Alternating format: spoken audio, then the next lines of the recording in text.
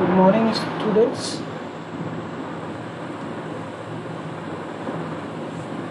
So, in these times of COVID, I believe that all of you are safe, and this is my first video on YouTube. I hope that all of you are enjoying your vacation. If you look at your screen, you will find a picture.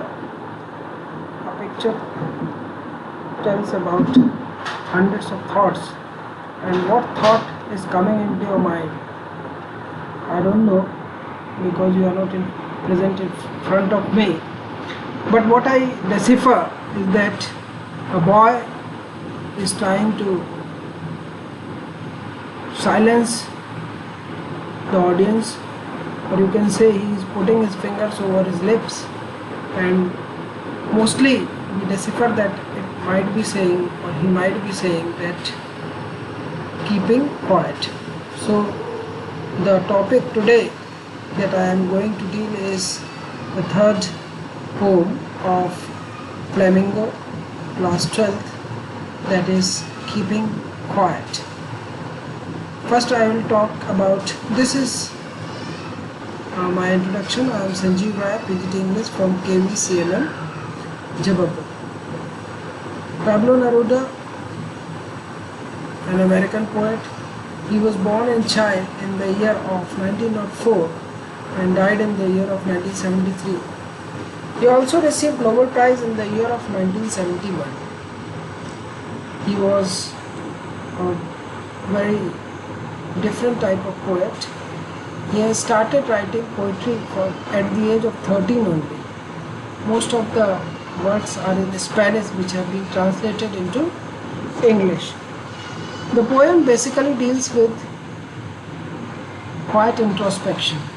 This is, you can see on your screen about Pablo Neruda's profile, in which what I have talked about is being given. The poem is basically dealing with quiet introspection. Now, what is this quiet introspection? Quiet introspection means when you are in the process of examining your own thoughts, self-realization, self-understanding. So mostly when introspection is being done, when we are meditating. When the meditation is being done, the process of introspection is there. So why the poet is talking about introspection? First we will have to understand that when the poem was written. The poem was written in the year of 1950, and already 2 world wars had been completed. UNO came into being in the year of 1946, and most of the poets were talking about the universal peace, tranquility and brotherhood, and this poem is also dealing about it.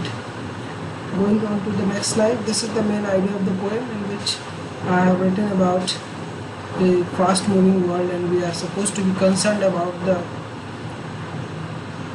our environment, about our society, about everything. So let's begin with the poem. We have got just 30 minutes to complete it. Now we will count to 12 and we will all keep still. What is the significance of 12? So 12 basically signifies there are 12 zodiac signs, there are 12 months in a year, there are 12, you can say, hours in a day. So all the time the poet wants to highlight that you can be still, we have to meditate, or we have to keep still, and we have to count 12. Many a times if you count the fingers 1, 2, 3, 4, you will find that there are 12 gaps in your fingers, and that's why the poet might be of the view, we are not sure about it, but that's what the poet wants to. This is their explanation, and in the first line we have got alliteration, count to 12 and we will all keep still. It is antithesis. For once on the face of the earth, let not speak in any language, let's stop for 1 second and not move our arms so much. For once on the face of the earth, let's not speak in any language. The poet wants that we should not be speaking in any language. He doesn't want that we should be involved in language. He wants to overcome all the barriers of caste, color and creed. You can take the instance that has happened just in America, where the blacks are having problems with the whites. The apartheid has again come over. So we should stop for a second, we should meditate, and we are not supposed to talk about the language. We are supposed to talk about meditation. We are supposed to talk about self-introspection, and that doesn't need any language. Not move our arms so much. Whenever we are talking about arms, actually it is a pun. Arms may be termed as the arms that we are moving, and arms also talks about the weaponry. So these are the two things that the poet is talking about. And now coming to the explanation of this, there are some alliteration here. Alliteration is being defined. Now with the point of view of CBSE, ISSE, I have designed some questions also, because mostly in the exams the questions are being asked and those questions are being discussed here. You can go through them. This is for your benefit. It would be an exotic moment without us, without engines. We would all be together in a sudden stillness. Blissful moment, exotic moment, blissful moment, without us, without engines. So if you think, if you consider, all of you might have seen the situation as April and May. The with the COVID-19 situation, where all the world was at a standstill. There were no engines running, all the industries were closed and all the things were there. So we would all be together in a sudden stillness. It was a sudden strange thing. What the nature wanted to cleanse itself. You can say the rivers and the mountains and many more things. They have cleaned itself, and the nature was at its best, because we have stopped all those engines. So it was a blissful moment. The poet wants that if all the people would stop, then only we could meditate. Meditation is a process of calmness, quietness. That's why mostly we meditate in the morning only. This is the explanation. The poet has just stop our personal activities, stop engines, etc. Now, alliteration. Alliteration is actually the repetition of consonant sounds, and repetition is a repetition of similar sounding lines. Without repetition is there. The sound W is being alliterated. So this is a difference between alliteration and repetition. Again, some questions are being given for you. What would be an exotic movement? Why would it be an exotic movement? About this. These answers are also for you. Now, fishermen in the cold sea would not harm whales, and the man gathering salt would look at his hurt hands. Fisherman stands for the exploitative class of people. Fisherman is the oppressor, and the whale is the oppressed. So fishermen in the cold sea would not harm whales, and the man gathering salt would look at his hurt hands.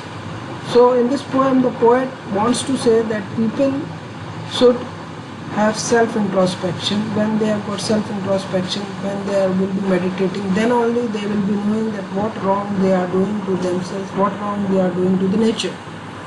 Here also we can see that fishermen in the cold sea would not harm whales. The fishermen, they are killing whales for the sake of protein, for the sake of blubber and many more things.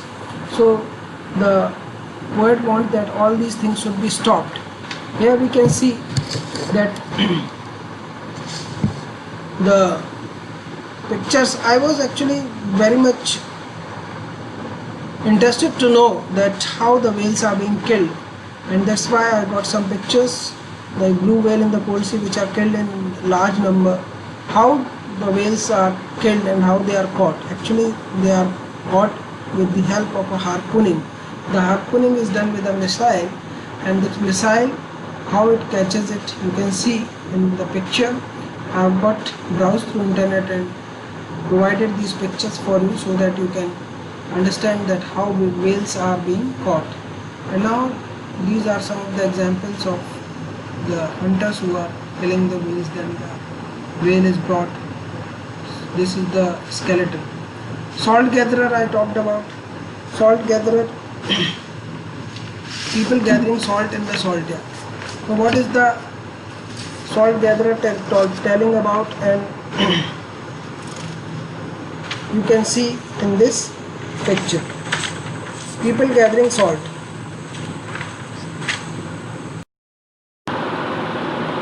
People gathering salt in the salt yard. This is the picture of it. And already I have told you that salt gatherer is symbolic of humanity, while clean clothes are significance or signify peace. Now these are some of the questions that are there. What do fishermen in the cold sea do? What do the fishermen do when they are not quiet and suspect? I have already told you that what the fishermen are doing. They are catching whales, catching fish, in particular whales. Now the poem is full of symbolism. We find that the clean clothes are the symbol of the salt gatherer is symbol of humanity. Clean clothes are symbol of peace. So those who prepare green wars, wars with gas, wars with fire, victories with no survivors, who put on green clothes and walk about with their brothers in shade doing nothing. So whenever we are talking about destruction, whenever we are talking about war, whether it is chemical war, biological war, prepare green wars. Green wars actually are war against the environment, war with gas. You can see the result. COVID-19 is some people say that it is also a type of biological war. Wars with gas, wars with fire. So First World War, Second World War, all these were the wars with fire, victories with no survivors. So victories with no survivors. What the poet wants to say, it is an apt example of irony. If no survivor is left in this world, then victory is of no use altogether. If no survivors are left, there is nobody to enjoy the victory, to enjoy the battle that had been won. Then what is the need of that victory? So victories with no survivors would put on clean clothes and walk about with their brothers in the shade doing nothing. So the poet wants, first I would like to show some slide about green wars, wars with gas. This is the explanation. You can see that symbolization of purity and serenity. The clothes are the symbolizing purity and serenity. So green wars, wars with environment, you can see. Green wars refer to unnatural wars against environment which cause untold harm to the environment. Now, I remember this mask. Actually, these are the gas masks to escape poison gas. Now again in COVID-19 we are using the similar type of masks. This is war with fire. Now again these questions are there for your help. Next stanza. While want should not be confused with total inactivity. Life is what it is about. I want no track with death. Actually what the poet wants to say is being highlighted here. What is life? If we peep into the philosophy of the poet, we will find that he is against any kind of violence. We see what I want should not be confused with total inactivity. Life is what it is about. I want no track with death. Actually, essence of life is activity, and inactivity means death. So whenever we are talking about inactivity, it means death. So the poet says that he has no track with death, means he has no association with death, he has no assignment with death. He is just talking about the inactivity. So we should not be so inactive that people should think that, or the others are confused that everything is dead. Actually, life is an ongoing process. You can see that life is an ongoing process, and human beings should talk about this ongoing process continuously. They should be active in their life. That's why the poet says that we should not be so inactive. So like if you see the COVID-19 situation, all the industries were closed, and most of the poor people, they had no food to eat, nothing to of that sort, and they were dying because of it. So the poet wants to say that inactivity should not be in the extreme, so that we are not dying. I want no truck with death. Already this is being explained in this, that he wants us to stop a while and feel the calmness, so that a positive introspection will be. These are some of the questions that I have prepared. What does the poet mean by total inactivity? What is life all about? You can go through these questions and you can prepare for your AISSE. The answers are also given. Now the next stanza. If we were not so single-minded about keeping our lives moving and for once could do nothing, perhaps a huge silence might interrupt with sadness. Kind of threatening ourselves with death, perhaps the earth can teach us when everything seems dead and later proves to be alive. Now in this stanza we can see that we human beings are very much single-minded. We are always busy in achieving our goals, completing our personal responsibilities. Now what this huge silence signifies? So the poet wants that huge silence is that when we are disappointed and we are not able to understand ourselves, we get that threatening message in our heart. That is called huge silence. So actually it is a type of introspection also that the poet is telling about. Perhaps a huge silence might interrupt the sadness of never understanding ourselves and of threatening ourselves with death. Perhaps earth can teach us when everything seems dead. Earth can teach us. Earth here is termed as personification. Earth is used as personification. Earth is given the human attitude, human attribute. So when during winter all life seems to stagnate, the poet is not talking about India but about European countries, where in winter all the things stagnate, all the things are covered with ice, but with the advent of spring everything comes to life. Again the life is there. So the poet has taken the example that perhaps the earth can teach us when everything seems dead and later proves to be alive. So when the winter has gone, again most of the things come up and they prove to be alive. I remember one of the poet's greatest poet's line is, winter comes, can spring be far behind?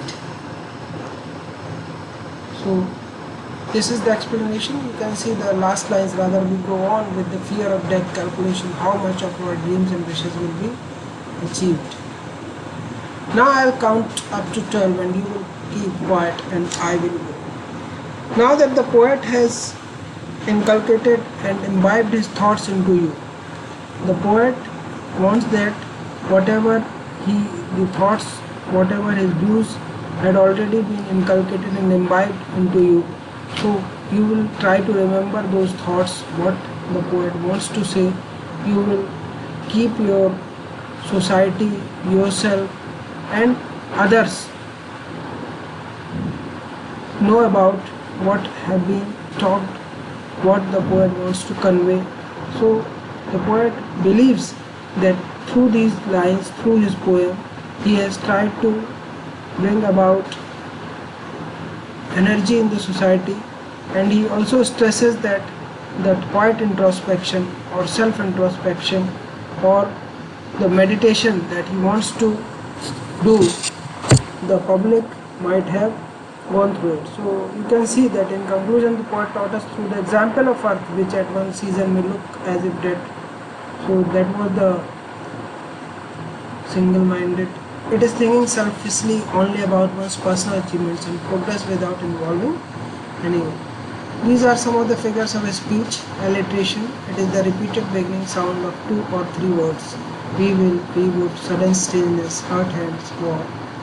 So there are examples of alliteration, symbolism, as well as repetition. Where the lines, similar lines are repeated, that is called repetition. This is home assignment for you. Why does Pablo Neruda urge us to keep still? Justify the title, Keeping Quiet. So this is all from my side in this video, and I believe that you are all hale and hearty.